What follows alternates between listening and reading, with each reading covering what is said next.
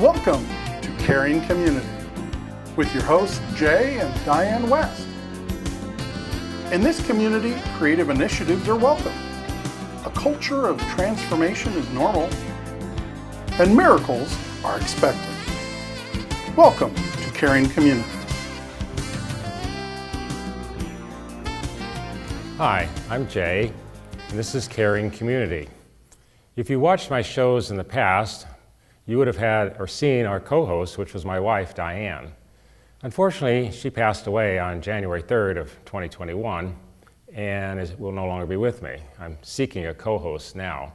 But I wanted to continue on with these shows. It's been 7.5 months since she passed, and I'm ready to move on. And while I will never forget her, and she'll always be a major part of my life, I'm continuing on with my life, and this is part of it in Caring Community. And I'm shifting gears today. I want to talk about some incredible, amazing, miraculous things that have happened since she passed away. Briefly, she went into the hospital on August 5th of 2020, and prior to that, she was battling leukemia. We did not know that at that time it was transforming into lymphoma. Doctors were doing lots of tests, and her kidneys were failing, and her heart was beating irregularly, and she ended up staying in the hospital for 153 days. And during that time, she fought 4 major diseases and 8 infections. Literally got past them all, and then somehow in the hospital got COVID. She got COVID one day before she was supposed to come home for Thanksgiving. It was a major blow to our family. And she was in the COVID wing for roughly 20 days, so that was the protocol there. If you're outside the hospital, you're cleared in 10, but in the hospital it took 20. COVID just took a toll on her. She got worse and worse, lost all of her rehab. There's a long story to that. Went back to some rehab, got worse again. Christmas night, I spent with her, and then she went back to ICU. She was on 24/7 dialysis for 4 weeks. There were multiple times the doctors thought she was going to die, and she didn't. She got past everything. This is not a political statement in any way. I'm just telling you the truth of the matter. If she hadn't gotten COVID, I believe she'd be alive today. But she's not, and so I'm going on. And I want to talk to you about what I'm calling heaven encounters, and we've seen a number of those. The first one I want to share with you, and we'll show a picture on the screen in a little bit, is flowers on her grave.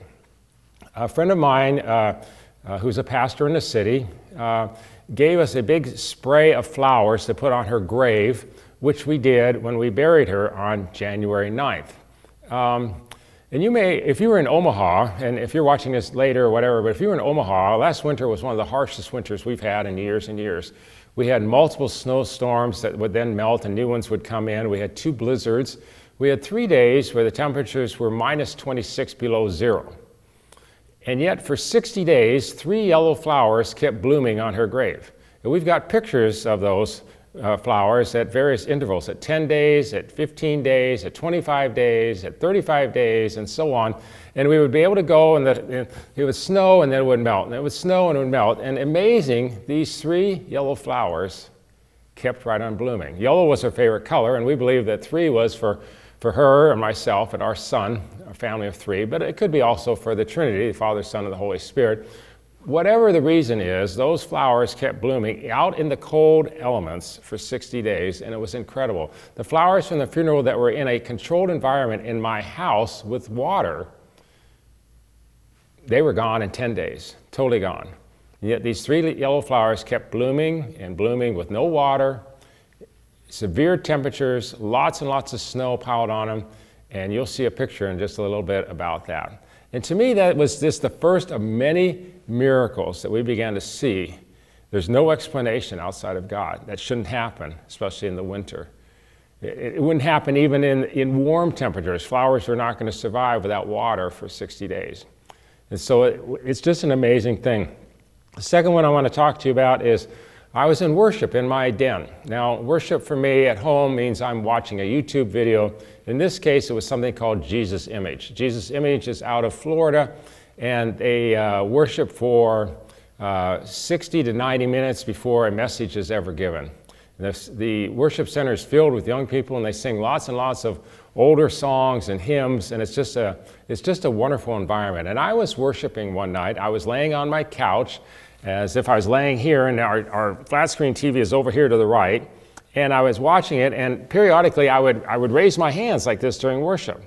And as I'm laying on the couch, I'm laying back, I'm raising my hands, and then I put them down. And at our house, we have a very nice garden setup. We've been in the garden show twice, and we've been Yard of the Month, and that's just something, a hobby of mine. And part of a garden is not just what it looks like in the daytime, but what it looks like at night. And so we have various lights that come on at night. Some are solar, and some are with timers, and they come on, and the yard lights up at night. So I'm lying there and worshiping, and I saw a flash of light to my right out of our side window, and I thought, oh, the lights have come on. And then a moment later, I saw another flash of light. And I thought, well, that's weird.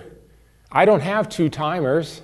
How could there be a second flash of light? And I looked over to my right, and I'm telling you the truth. You can believe what you want, but Jesus and my wife came into my den.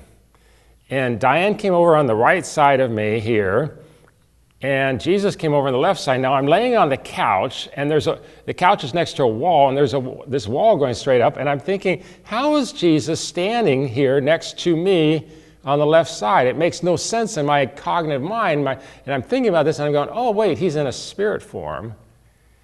And you can believe what you want, but I know what I saw, and every time I would raise my hands, their hands would go up with me. Now the weird thing was, I would be crying with my hands raised. I forgot to share that. I would be crying with my hands raised. Now, when I cried and wept for my wife, when crying stopped, it didn't just like suddenly stop. It would just like trickle off and finally stop. But in these instances, when my hands were raised, I'm crying, and then I put them down, the crying stopped immediately.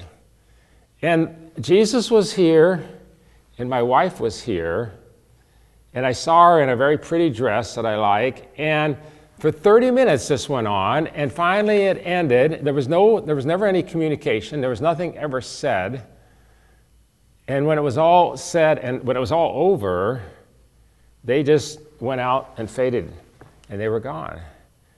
And I honestly, did I see an out-of-body vision? Was it a dream? No, I was wide awake. I know what I saw. I can still see it in my mind to this day. God gave me, I believe, a special encounter with my wife, and he's promised that others are going to come. I'm going to share one here with you. So that was, I believe, in February. In April, my son and I went to Branson. And we just went to Branson over spring break. He was off, and we just needed to get out of town for a week. So we went down to Branson. And one evening, we went to downtown Branson, and there's this water fountain show down there. And we went into a restaurant, and they seated us what I would describe as the premier seat to see this show. I mean, it was incredible that we got that seat, that table. And we didn't know how the show was going to go. We didn't know how spectacular the show was. And there's a river there, and there's all these fountains that are set up, and they're timed to release and go up and down at different times with music and with lights, and they create rainbows. There's all sorts of things going on. And my son took a picture of the fountains with the rainbow shining through it, which he just thought was a pretty picture. And he put it on Facebook. And then like 20 minutes later, somebody sent the picture back to him on Facebook, and they outlined something on the picture, which when you look at it, and we're going to show you this picture as well, it's going to be on the screen here in a moment for you. When you look at the picture, there's an image in the background.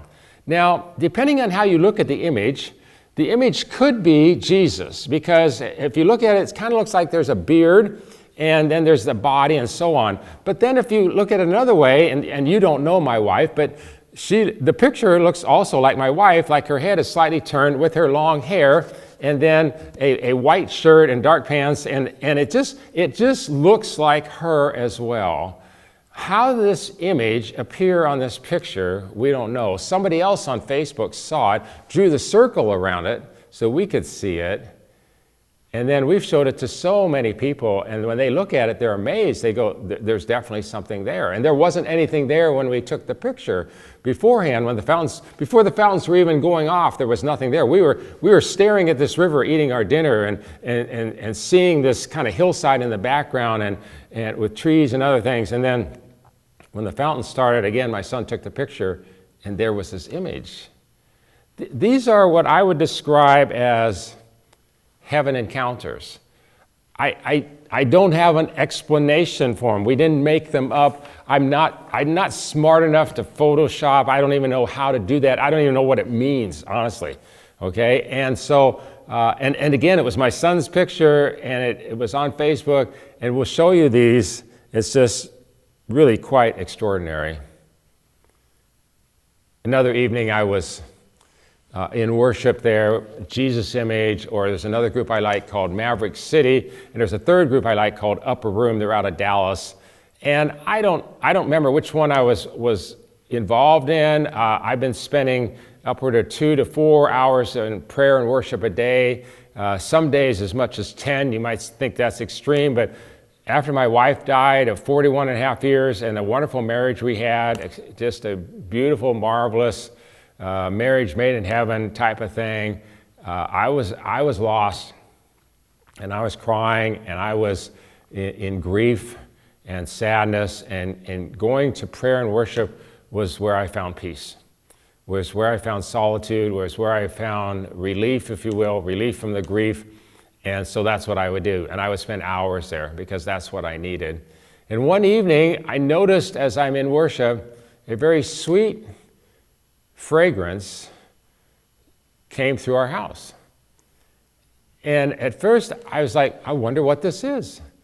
Where is this coming from? And then I thought, well, we have a variety of scented candles.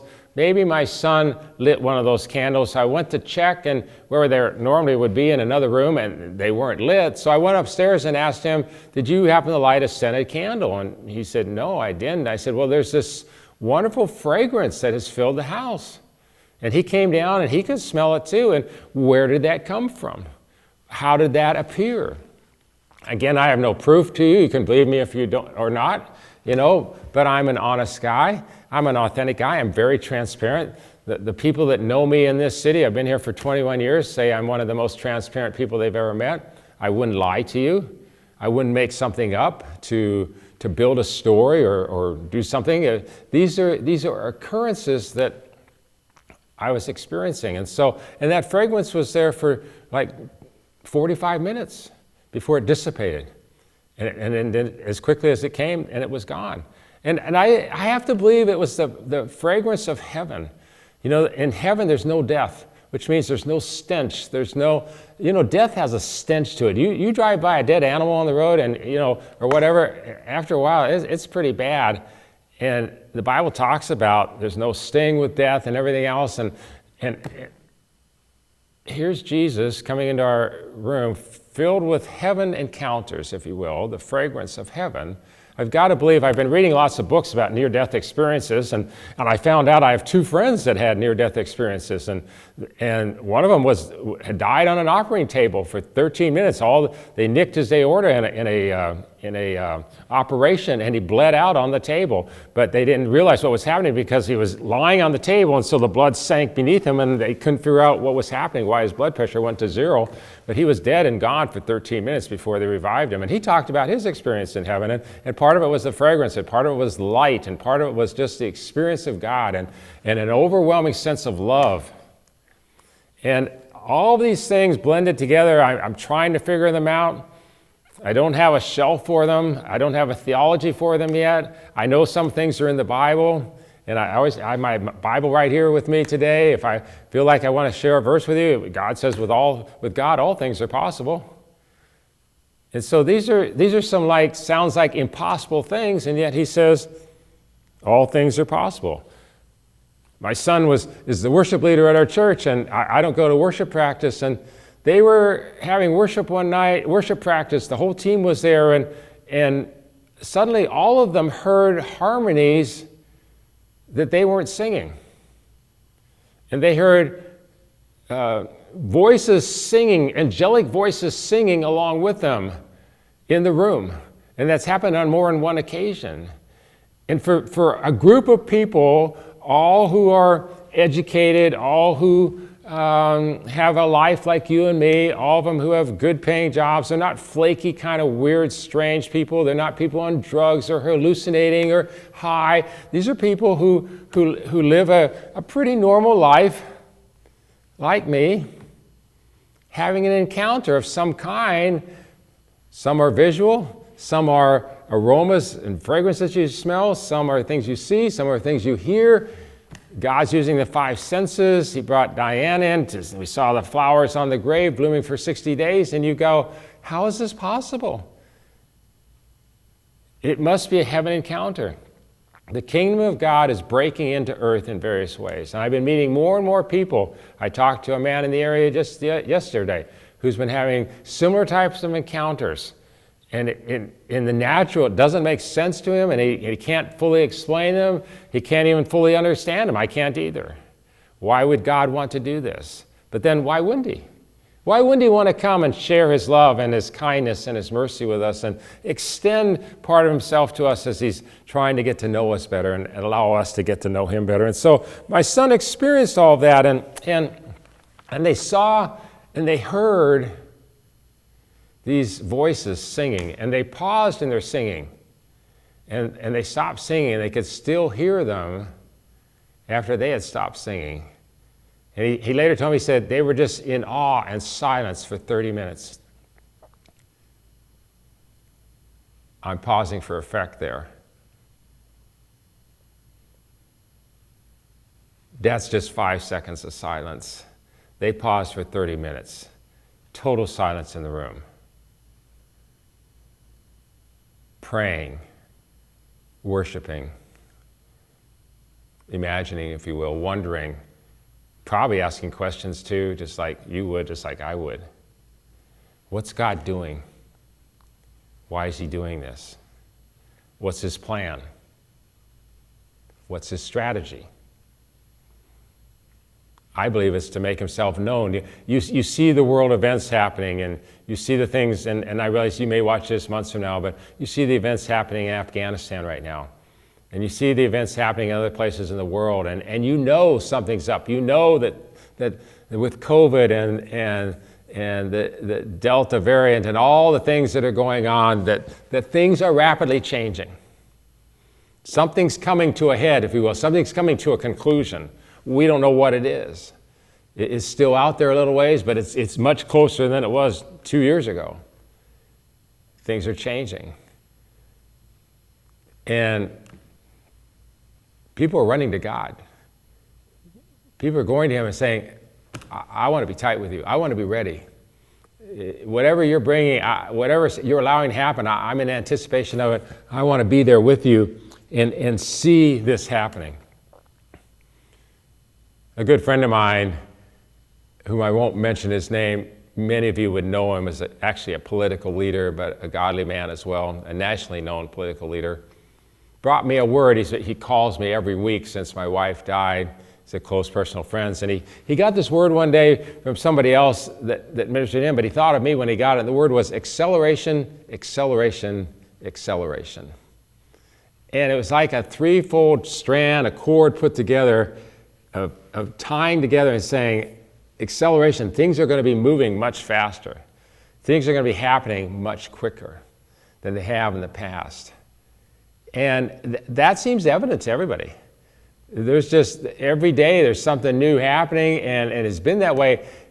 If in America, it's been that way as we changed presidents before, with the former president, current president. It's not so much about who's in the White House, but who's on the throne and what's happening as we proceed down this path called life. And for whatever reason, my wife is gone. I don't totally understand it. What I heard from the Lord was he took her to eliminate and alleviate the suffering she had been going through. And she did suffer substantially. I watched her.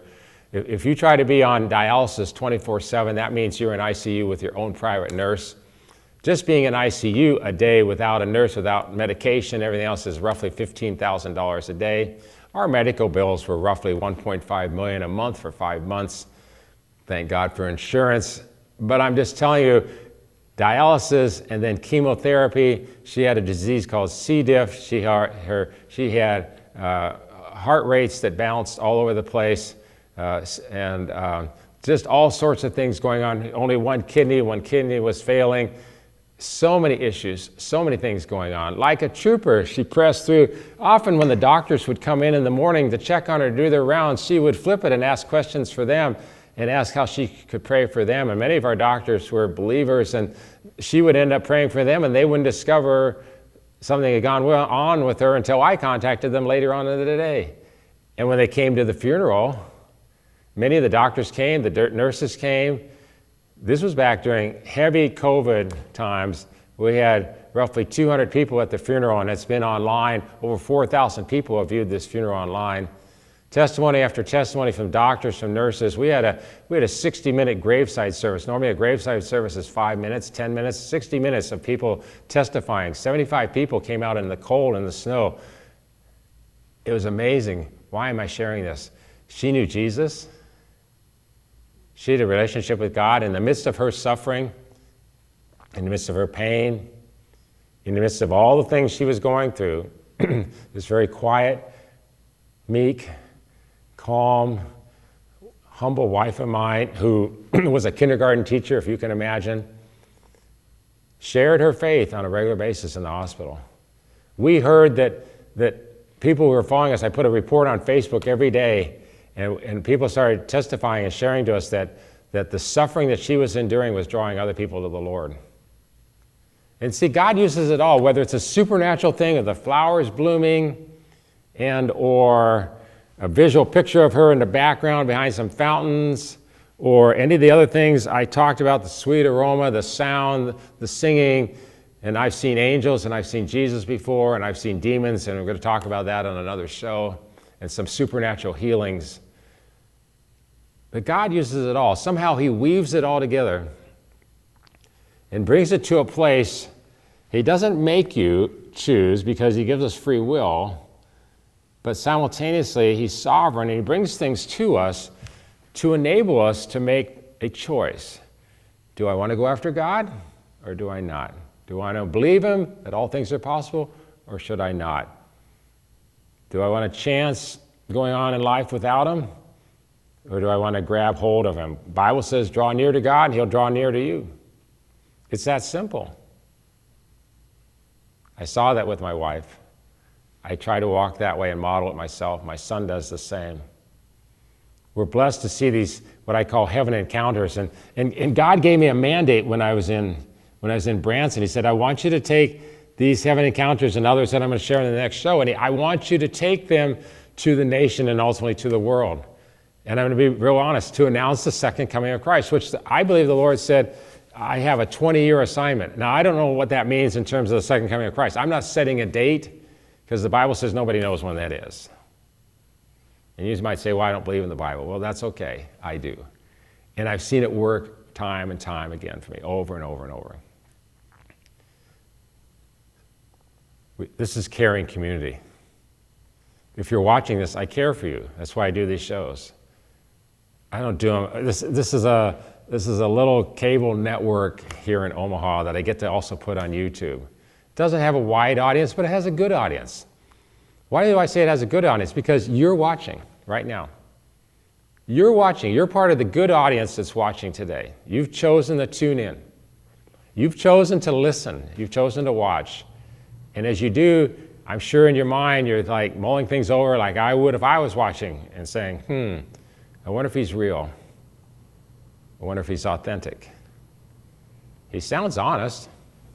He looks okay. He wouldn't lie about his wife.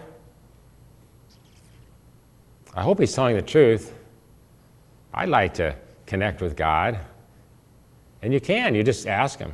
Just in your own way, just say, God, come into my life. I need you right now. It's that simple. He's so willing, so ready, so able. The people that I've talked to that have had near-death experiences, that died and went to heaven, experienced heaven, everybody has the same experience magnified in multiple ways, but they all come back and hone it down to one thing. They experience wonderful love. Love that they've never experienced any other way before.